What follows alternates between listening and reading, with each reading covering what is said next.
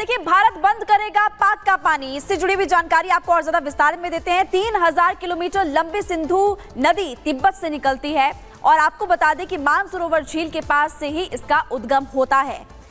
नदी का 80% पानी पाक को मिलता है, पाक इस्तेमाल करता है और 20% ही भारत के पास होता है। भारत केवल 20% पानी ही उपयोग करता है।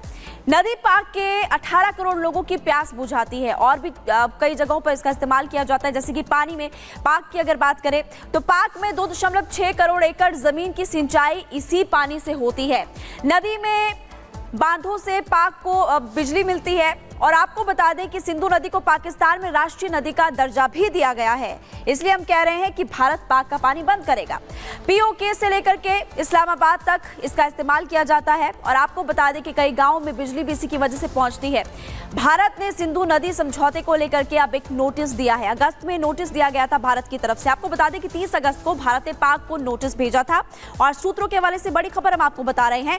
भारत ने कहा था कि आज के हालात को देखते हुए संधि बनाए रखना इम्पॉसिबल है, पॉसिबल है ही नहीं और सिंधु जल समझौते में बदलाव की जरूरत है। ये भी इसमें भारत की तरफ से कहा गया और समझौते के पास से आपको बता दें कि एक तरफ संधि चली आ रही है, लेकिन अब भारत की तरफ से साफ कहा गया कि जो आज के हालात हैं जो पैदा हुए हैं और जिस तरह से पाकिस्तान हरकत करता है उसके बाद से इसको दोबारा से बनाए रखना अभी फिलहाल इम्पॉसिबल है। और आपको बता दें कि जनसंख्या लगातार बढ़ती जा रही है और इसी को लेकर के अब इसको बदलने की जरूरत भी है। हमें पानी का इस्तेमाल ऊर्जा बनाने के लिए करना है, ये समझौते में कहा गया है। और आपको बता दें नोटिस में कहा गया, जो नोटिस 30 अगस्त को भारत की तरफ से पाकिस्तान को भेजा गया।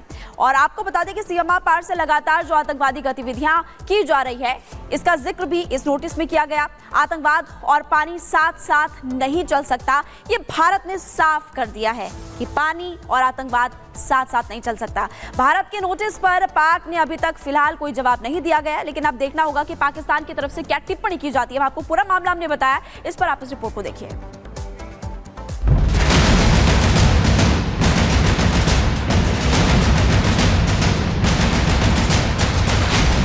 आतंक परस्त पाकिस्तान जिसके खून में धोखा है। पाकिस्तान एक ऐसा देश है जो जिस थाली में खाता है उसी में छेद करता है। पाकिस्तान जो सिर्फ और सिर्फ आतंक की भाषा जानता है। पाकिस्तान जो अपने नापाक मंसूबों के लिए सरहद पर बार बार सेंधमारी करता है, लेकिन सरहद पर भारत के वीर जवान आतंकियों को मुंहतोड़ जवाब देने के लिए काफी है। और अब वक्त है कूटनीतिक रास्ते से भी पाकिस्तान को जवाब देने का। इसी के तहत भारत ने सिंधु जल समझौते को लेकर पाक को ये नोटिस जारी कर दिया और बता दिया कि अब बहुत हुआ, पानी भी लोगे और आतंक भी फैलाओगे तो अब नए भारत में इसकी कोई जगह नहीं है। इंडस वाटर ट्रीटी थी, उसके तहत अभी तक कभी लड़ाई के दौरान भी पानी को बंद नहीं किया। As per the provision of Indus water treaty हम इसका रिव्यू ले सकते हैं। अगर पाकिस्तान इसी तरीके से आतंकवाद का सहारा लेता रहा तो पाकिस्तान आतंकवाद के साथ खुद डूब जाएगा। मतलब साफ है, अब बूंद बूंद को तरसेगा पाकिस्तान। भारत ने पाकिस्तान के साथ हुए 64 साल पुराने सिंधु जल समझौते में बदलाव की मांग कर दी है। भारत की तरफ से 30 अगस्त को पड़ोसी मुल्क को एक नोटिस दे दिया गया।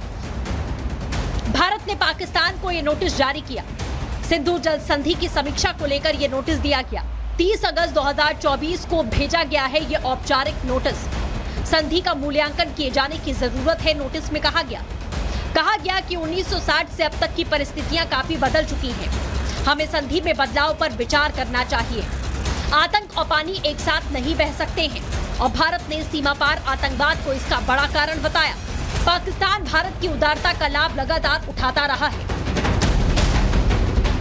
भारत के पानी का पाकिस्तान बरसों से फायदा उठा रहा है, लेकिन एक हाथ आतंक एक हाथ पानी नहीं चलेगा। भारत ने समीक्षा के पीछे सीमा पार से जारी आतंकी गतिविधियों को बड़ा कारण बताया। भारत की उदारता का पाकिस्तान ने सिर्फ और सिर्फ गलत फायदा उठाया, लेकिन अब वक्त आ चुका है आतंक परस्त पाकिस्तान को आईना दिखाने का। वो दिन दूर नहीं जब आटे दाल के लिए जूझता पाकिस्तान बूंद बूंद पानी के लिए भी तरसेगा। Bureau report, Republic Bharat.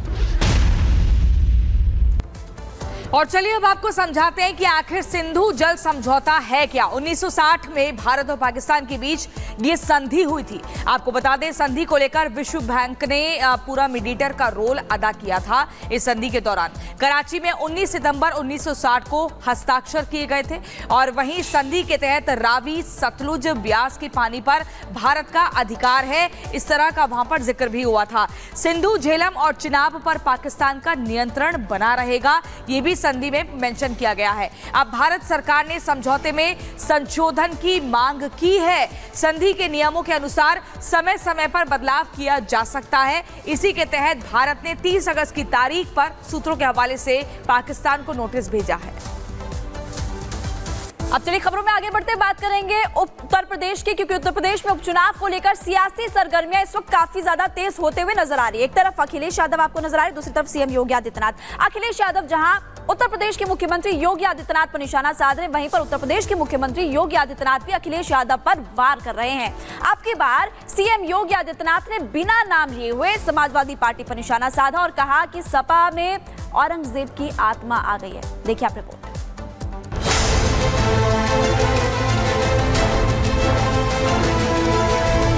नजर नहीं है, लेकिन नजारों की बात करते हैं।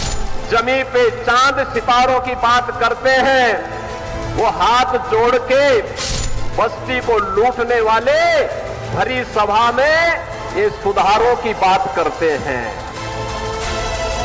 औरंगजेब, भस्मासुर, दरिंदों का गैंग, ये ऐसे शब्दबाड़ आज योगी के तरकश से निकले। गाजियाबाद पहुंचे सीएम योगी आज अलग अंदाज में नजर आए। विपक्ष के खिलाफ हुंकार भरते नजर आए, तो वहीं उनका शायराना अंदाज भी दिखा। सपा अध्यक्ष अखिलेश यादव के आरोपों का उन्होंने चुन चुन कर जवाब दिया। योगी ने सियासी तरकश से ऐसे शब्दबाड़ चलाए जिसका तोड़ ना तो सपा के पास है, ना ही अखिलेश के पास। योगी ने अखिलेश की तुलना मुगल शासक औरंगजेब से कर दी। कहा उनके अंदर औरंगजेब की आत्मा घुस चुकी है।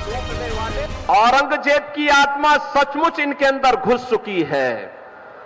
औरंगजेब की आत्मा इस कदर घुस चुकी है कि भारत की धर्म और संस्कृति के प्रतीक धर्माचार्यों को ये माफिया कहते हैं। सीएम योगी ऐसे नेता हैं जो विपक्ष को उसी की भाषा में जवाब देना जानते हैं। सीएम योगी ने अखिलेश के साथ साथ राहुल को भी निशाने पर दिया। यूपी के अंदर ये तो दो लड़कों की जोड़ी गुमराह करने के लिए आई है। उन्होंने शक्ति का दुरुपयोग किया है वैसे ही जैसे भस्मासुर ने किया था। दरअसल अखिलेश ने पिछले दिनों मठाधीश और माफिया को लेकर सीएम योगी आदित्यनाथ पे निशाना साधा था, लेकिन उन्हें नहीं मालूम था कि जो आग वो लगाने जा रहे हैं उसमें झुलसना भी उन्हीं को पड़ेगा, और हुआ भी है। मठाधीश और माफिया में कोई ज्यादा फर्क नहीं होता। यूपी में कुछ ही दिनों में 10 सीटों पर विधानसभा के उपचुनाव होने हैं। ऐसे में दिन ब दिन जुबानी जंग तेज होती जा रही है और आने वाले दिनों में ये और भी तीखी होती नजर आएगी। Bureau report, Republic Bharat.